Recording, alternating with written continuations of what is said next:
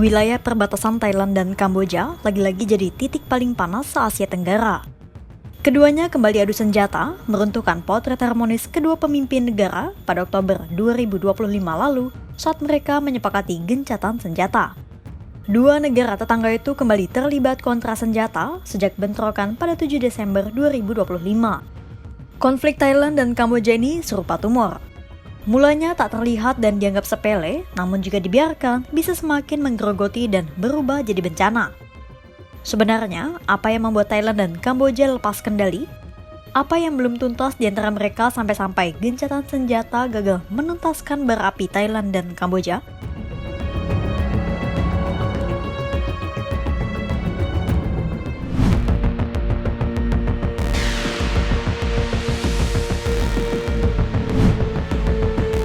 Alasan pertama, karena konflik sudah menyentuh garis merah.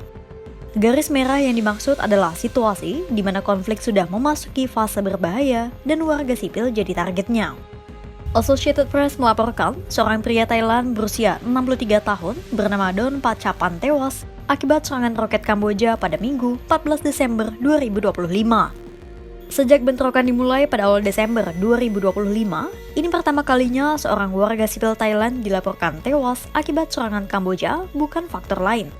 Karena sejak pertempuran memanas pada awal Desember 2025, sebenarnya sudah lebih dari 2 lusin orang dilaporkan tewas dari kedua sisi. Tapi kebanyakan dari mereka memang memiliki penyakit bawaan dan meninggal saat evakuasi. Kematian Pachapan pun dinilai sebagai tanda konflik sudah lepas kendali. Faktor lain yang membuat konflik semakin berbahaya bagi warga sipil adalah penggunaan roket BM-21 oleh Kamboja. Senjata ini bahaya karena tembakan BM-21 tidak bisa ditembakkan secara tepat ke arah target. Artinya, warga sipil berpotensi jadi korban karena roket nyasar. Ditambah, sekali tembak, BM-21 bisa meluncurkan 40 roket dengan jarak jangkau 30-40 km. Thailand melaporkan Kamboja menembakkan roket-roket itu hampir setiap hari. Sejauh ini, sebagian roket itu dilaporkan mendarat di permukiman kosong. Untungnya, warga sipil sudah mengungsi dari rumah mereka sehingga korban jiwa bisa diminimalisir.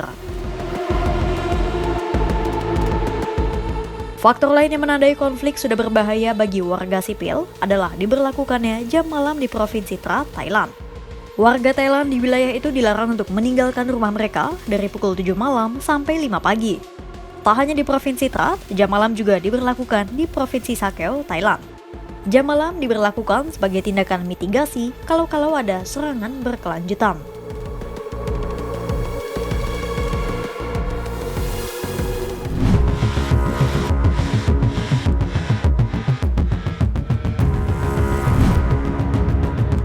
Alasan kedua, konflik Thailand dan Kamboja sulit diakhiri karena kedua pihak lebih mengedepankan moncong senjata ketimbang duduk dan berbicara.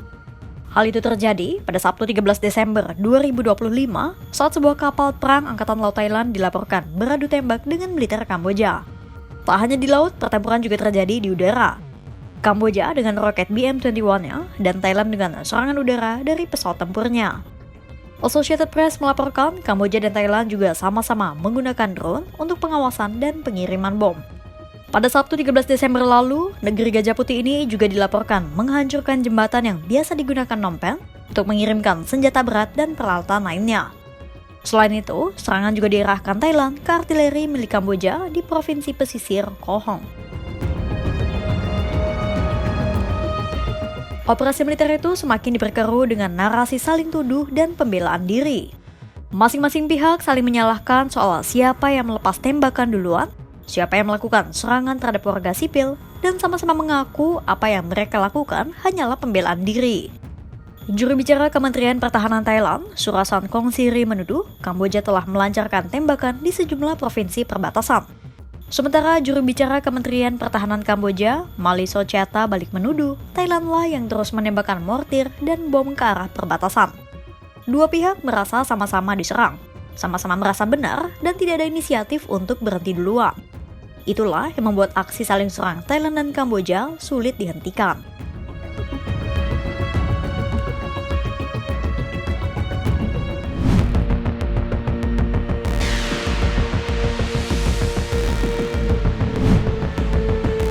Alasan ketiga, karena upaya diplomasi ternyata tak membuahkan jalan keluar apapun. Padahal, upaya bantuan diplomasi datang dari mana-mana. Mulai dari Presiden Amerika Serikat Donald Trump hingga Ketua ASEAN 2025 sekaligus Perdana Menteri Malaysia Anwar Ibrahim. Pada bulan Oktober 2025, Trump menggembar-gemborkan berhasil mendamaikan Thailand dan Kamboja melalui gencatan senjata lewat kesepakatan perdagangan. Tapi faktanya di lapangan, hanya dalam sebulan, Thailand langsung menangguhkan kesepakatan itu karena insiden tentara Thailand terluka akibat ranjau darat. Menteri Luar Negeri Thailand, Sihasak Phuangketko mengatakan insiden itu bukan kecelakaan, tetapi akibat pemasakan ranjau yang belum lama dilakukan Kamboja. Saat situasi kembali runyam, Anwar Ibrahim sudah berusaha untuk menyerukan deeskalasi, tapi hasilnya nihil. Trump juga bersuara dan sesumbar soal gencatan senjata baru melalui kesepakatan perdagangan baru. Tapi, Perdana Menteri Thailand, Anutin Charnvirakul justru membantah pernyataan Trump dan menyebut Thailand belum membuat komitmen apapun dengan Kamboja. Hal itu dipertegas oleh Menteri Luar Negeri Thailand yang menolak pernyataan Trump di akun Truth Social miliknya. We're concerned because some of the points in his tweet doesn't, in our view, doesn't reflect an accurate understanding of the situation. And some of the points are inconsistent with the facts. Perhaps President Trump, the source of information, had deliberately distorted the facts. Sementara Kamboja sendiri menegaskan akan terus berperang atas nama pembelaan diri. Dinamika itu seolah menunjukkan sejak awal memang tak ada gencatan senjata yang disepakati dengan tegas. Tekanan internasional pun tak mempan melerai Thailand dan Kamboja. Bisa jadi karena tak adanya sanksi maupun karena kurangnya mekanisme pengawasan di lapangan. Akhirnya, karena upaya diplomasi tak mempan, Thailand dan Kamboja pun memilih untuk berkomunikasi lewat jalur kekerasan.